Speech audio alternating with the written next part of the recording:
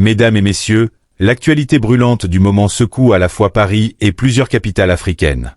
Une véritable onde de choc traverse les relations entre la France et l'Afrique, et tout cela à cause d'une décision qui touche directement des millions de familles, d'étudiants, de travailleurs et de voyageurs, le durcissement spectaculaire de la délivrance des visas français. Ce qui pouvait sembler au départ comme un simple ajustement technique est devenu un symbole politique majeur.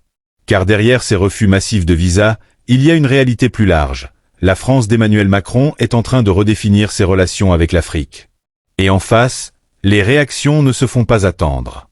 Plusieurs pays africains ont décidé de répondre avec fermeté, parfois même avec provocation, à ce qu'ils considèrent comme une humiliation diplomatique. Pour comprendre cette crise, il faut d'abord revenir au début, mais pour soutenir notre travail, je vous demande deux choses importantes. La première, c'est de liker la vidéo. En second lieu, abonnez-vous. Si vous terminez, allons-y. Tout commence lorsque le gouvernement français, sous la pression des débats internes sur l'immigration, a décidé de réduire drastiquement le nombre de visas accordés à certains pays d'Afrique du Nord et subsaharienne. Officiellement, Paris explique qu'il s'agit d'une mesure de rétorsion contre les gouvernements qui refusent de reprendre leurs ressortissants en situation irrégulière expulsés de France. Mais cette justification n'a convaincu ni les opinions publiques africaines, ni leurs dirigeants.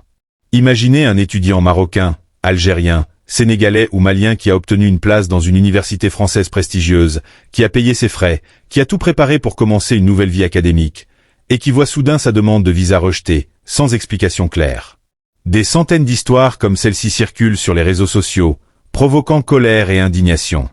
En Afrique, cette décision française a été ressentie comme une gifle. Dans les médias de Dakar, d'Alger ou de Bamako, les unes titrent « La France ferme ses portes, Macron punit l'Afrique ».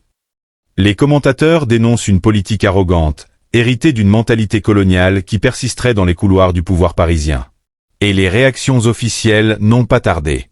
Au Maroc, les autorités ont convoqué l'ambassadeur de France pour demander des explications. En Algérie, des voix politiques ont appelé à revoir les accords de coopération avec Paris. Au Sénégal, des ministres ont dénoncé une décision discriminatoire, pointant du doigt une Europe qui parle de partenariat mais qui agit dans un sens totalement contraire. Mais ce qui change aujourd'hui, c'est que l'Afrique n'est plus dans une posture uniquement défensive. Pour la première fois depuis longtemps, plusieurs pays ont décidé de riposter. Comment. En utilisant leurs propres leviers diplomatiques et économiques. Par exemple, certains gouvernements africains ont commencé à restreindre à leur tour la délivrance de visas pour les citoyens français, envoyant un message clair. Si vous nous fermez vos portes, nous pouvons faire de même. Dans certains pays, des appels au boycott des produits français circulent. Des associations de la société civile dénoncent les entreprises françaises qui, depuis des décennies, bénéficient d'un accès privilégié au marché africain. Des campagnes en ligne appellent à privilégier les partenariats avec la Chine, la Turquie ou la Russie, qui, elles, proposent des visas plus accessibles et des accords économiques jugés plus respectueux. Et c'est là que réside l'un des points les plus sensibles pour Paris, la perte d'influence. Car derrière le dossier des visas se joue un enjeu beaucoup plus grand. La France, historiquement puissance dominante en Afrique francophone, voit aujourd'hui ses positions fragilisées. Les jeunes Africains, qui rêvaient autrefois de Paris comme destination incontournable, tournent désormais leur regard vers d'autres horizons. Mesdames et messieurs, il ne s'agit pas seulement d'un problème de papier. Il s'agit d'un tournant géopolitique. Emmanuel Macron voulait refonder la relation entre la France et l'Afrique sur une base nouvelle, débarrassée du passé colonial. Mais aux yeux de nombreux Africains, cette politique de restriction des visas envoie exactement le message inverse. Et la réponse africaine ne se limite pas aux chancelleries. Dans les rues, la colère gronde. Des manifestations ont éclaté devant certaines ambassades françaises. À Bamako, des pancartes proclamaient « Nous ne voulons plus de la France arrogante ». À Dakar, des étudiants ont organisé des sit-ins devant l'Institut français pour dénoncer ce qu'ils appellent une injustice flagrante. Chose encore plus marquante, certains intellectuels et influenceurs africains affirment que cette politique française est en réalité une chance pour l'Afrique. Selon eux, le refus de visa pourrait forcer les jeunes talents à rester sur le continent, à investir leurs compétences localement, à bâtir des universités et des entreprises africaines plutôt que de partir enrichir l'Occident. Autrement dit, le verrouillage des frontières pourrait se transformer en moteur d'émancipation. Mais est-ce vraiment si simple? Les témoignages de familles séparées, d'étudiants découragés et de professionnels empêchés de voyager montrent à quel point cette politique a des conséquences humaines lourdes. Derrière chaque refus, il y a une histoire de rêves brisés, de projets abandonnés, de carrières mises en suspens. Et c'est là que se joue la bataille de l'opinion publique. Car pendant que Macron justifie ses choix devant l'électorat français, il perd des points dans le cœur de millions d'Africains.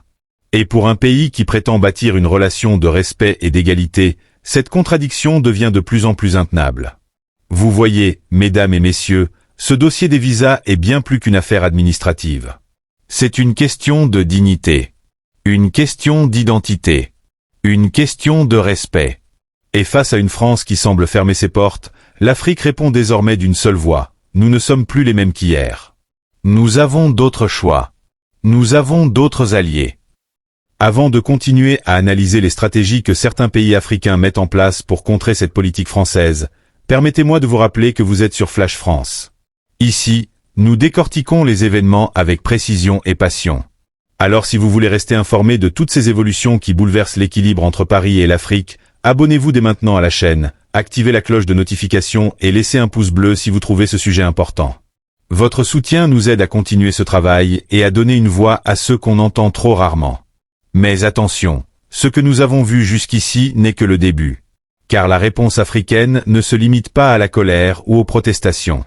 Dans la deuxième partie, nous allons explorer en détail les mesures concrètes que certains gouvernements africains prennent contre la France, les alliances stratégiques qui se dessinent et les conséquences potentielles pour l'avenir des relations entre l'Europe et l'Afrique.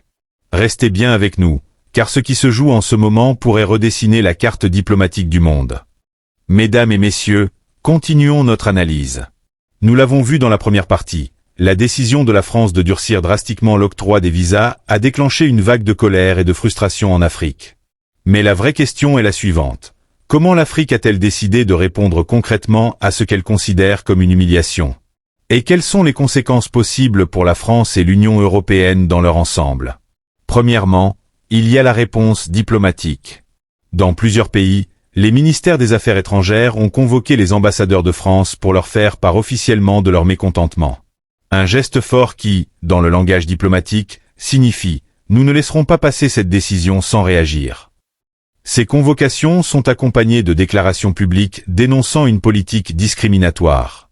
Des présidents et des premiers ministres africains ont même pris la parole pour fustiger Paris, rappelant que l'Afrique n'est plus le précaré français mais un continent courtisé par le monde entier. Deuxièmement, certains pays africains ont déjà commencé à appliquer la réciprocité. Cela veut dire que, face au refus massif de visas pour leurs ressortissants, ils restreignent à leur tour l'accès à leur territoire pour les citoyens français. Un geste symbolique, certes, mais qui envoie un message clair. Vous avez besoin de nous autant que nous avons besoin de vous. Cette politique de réciprocité risque d'avoir des conséquences concrètes pour les hommes d'affaires français, les coopérants, mais aussi pour les touristes qui, jusque-là, se rendaient facilement à Marrakech, Dakar ou Abidjan. Troisièmement, il y a la réponse économique. Plusieurs voix en Afrique appellent désormais au boycott des produits français. On voit fleurir des campagnes sur les réseaux sociaux, avec des hashtags comme #BoycottFrance ou #AchetonsAfricains. Ces appels trouvent un écho particulièrement fort chez les jeunes générations, de plus en plus sensibles à l'idée de souveraineté économique. L'idée est simple. Pourquoi continuer à enrichir un pays qui ferme ses portes à nos étudiants, à nos travailleurs, à nos familles? Et derrière ces appels, il y a aussi une stratégie politique. Car en s'attaquant aux entreprises françaises présentes en Afrique dans les secteurs du pétrole, des télécoms, de la grande distribution, les gouvernements africains savent qu'ils touchent un nerf sensible. La France tire une grande partie de son influence internationale de sa présence économique en Afrique. Si ce marché venait à se rétrécir, Paris perdrait une part importante de son poids mondial. Quatrièmement, il y a la réponse géopolitique. L'Afrique n'est plus isolée. Le continent est devenu le terrain de jeu d'une nouvelle guerre d'influence entre grandes puissances. La Chine, la Russie, la Turquie, mais aussi les pays du Golfe multiplient les investissements et les partenariats stratégiques.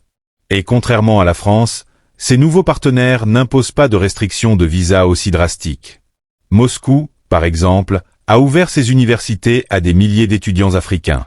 Pékin finance des infrastructures massives en échange de partenariats politiques. Ankara développe une diplomatie religieuse et culturelle très active. En fermant ses portes, la France offre donc à ses concurrents un cadeau inespéré. Elle pousse littéralement les talents africains dans les bras de ses rivaux. Et cela, mesdames et messieurs, pourrait être l'une des erreurs stratégiques les plus lourdes de la présidence Macron. Cinquièmement, il y a la réponse populaire. Dans de nombreuses villes africaines, des manifestations ont eu lieu devant les ambassades françaises. Des drapeaux tricolores ont été brûlés. Des slogans ont dénoncé l'arrogance de Paris. Et ce climat nourrit un sentiment anti-français qui ne cesse de grandir. Ce ressentiment n'est pas nouveau, mais il trouve dans la crise des visas un carburant supplémentaire. Pour beaucoup, cette décision de Macron est la preuve que la France ne considère pas l'Afrique comme un partenaire égal, mais comme un problème à gérer. Ce climat a aussi des répercussions sur la politique intérieure africaine. Les dirigeants, sous pression de leurs opinions publiques, utilisent la carte anti-française pour renforcer leur légitimité. Critiquer Paris est devenu un moyen efficace de gagner en popularité. Résultat, même les gouvernements traditionnellement proches de la France commencent à prendre leur distance. Mesdames et messieurs, il faut bien comprendre ce que cela signifie. Nous assistons peut-être à la fin d'une époque. Pendant des décennies, la France a exercé une influence considérable en Afrique grâce à des liens historiques, culturels, économiques. Mais aujourd'hui, cette influence s'effrite à une vitesse spectaculaire. La crise des visas est comme l'étincelle qui révèle une fracture beaucoup plus profonde. Alors, la question se pose, Emmanuel Macron peut-il inverser la tendance? Certains analystes pensent que oui, mais seulement si Paris change radicalement de stratégie. Cela passerait par un vrai dialogue, un respect sincère des partenaires africains et une ouverture qui ne se limite pas au discours. Mais d'autres experts estiment que le mal est déjà fait, que la rupture est consommée et qu'il est trop tard pour restaurer la confiance. Et pendant ce temps, l'Afrique avance. Les jeunes générations, conscientes de leur potentiel, ne veulent plus dépendre d'un visa français pour réaliser leurs rêves. Elles explorent d'autres horizons, bâtissent des alternatives et affirment leur fierté d'être africaines. Avant de conclure, laissez-moi vous dire ceci. Cette crise est peut-être l'occasion pour l'Afrique de tourner la page d'une relation déséquilibrée. Une chance de construire un partenariat plus équitable, que ce soit avec la France si elle accepte de changer ou avec d'autres acteurs internationaux. Mesdames et messieurs, si vous pensez que ce sujet mérite d'être entendu, je vous invite à vous abonner dès maintenant à Flash France, à activer la cloche et à liker cette vidéo. Plus nous serons nombreux, plus notre voix comptera pour éclairer ces enjeux qui redessinent l'avenir. Restez connectés, car nous allons continuer à suivre de près cette confrontation historique entre Paris et l'Afrique, et ses conséquences sur l'équilibre mondial.